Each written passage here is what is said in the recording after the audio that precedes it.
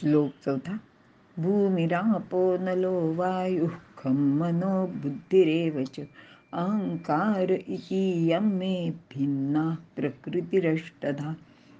अर्थ: पृथ्वी, आप, तेज, वायू व आकाश तसेच मन, बुद्धी आणि अहंकार अशी ही माझी म्हणजे भगवंताची 8 प्रकारे विभागलेली मायाशक्ती आहे, असे भगवंत अर्जुनाला सांगत आहेत. विवरण: येथे भगवान श्रीकृष्ण त्यांचे म्हणजेच परमात्म्याचे प्रकृतीबद्दल सांगत आहेत. प्रकृती म्हणजे प्रकर्षाने केलेली कृती.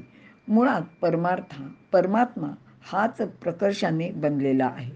त्याने जे प्रथम केले म्हणजे तयार केले ते प्रकर्षाने केले असल्याने त्याला प्रकृती असे म्हटले आहे. आणि ही प्रकृती पुढील 8 ठिकाणी विभागलेली आहे. पृथ्वी, आप, तेज, वायू, आकाश, मन, बुद्धी आणि अहंकार पैकी पहिली 5 तत्वे म्हणजे पंचमहाभूते असून ती सर्वत्र असतात. पण मन, बुद्धी, अहंकार ही 3 तत्वे फक्त सजीव प्राण्यांमध्येच असतात.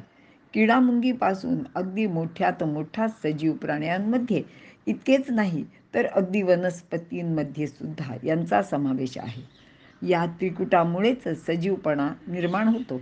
या 3 गोष्टींचे अभावी ते प्राणी निर्जीव ठरतात. आत्मा हा शब्द आत्मन या शब्दाचे प्रथमेचे एकवचन आहे. आत्मन म्हणजेच मी. जेथे मीपणा असण्याची कृती आहे तेथे अहंकार आहे.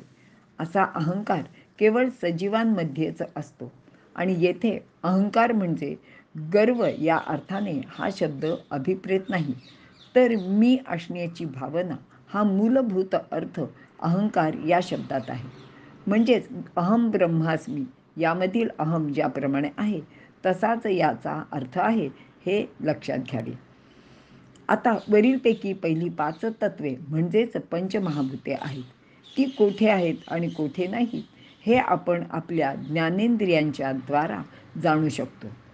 पृथ्वी, आप, तेज, वायू, आकाश या पंचमहाभूतांचे क्रमशः गंध, रस, रूप, स्पर्श आणि शब्द हे गुण आहेत आणि ते ग्रहण करणारी नासिका, जिव्हा, नेत्र, त्वचा आणि कर्ण म्हणजे कान ही इंद्रिये आहेत. वरील 5 तत्वे आपल्या शरीरासह सर्वत्रच आहेत.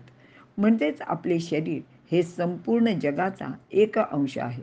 तो जगाहून किंवा इतरांहून भिन्न नाही. तसेच ही प्रकृती आपल्या इंद्रिय संयोगांमुळे 8 ठिकाणी किंवा 5 ठिकाणी विभागलेली दिसत असली तरी ती ईश्वराची एकच एक अपरा प्रकृती आहे. आता 5 ठिकाणी म्हणजे पंचमहाभूतांमध्ये आणि 8 ठिकाणी म्हणजे पंचमहाभूतांसह मन, बुद्धी, अहंकार यामध्ये ती विभागलेली आहे, असे आपण लक्षात घ्यायला हवे. इथे आपण थांबूया.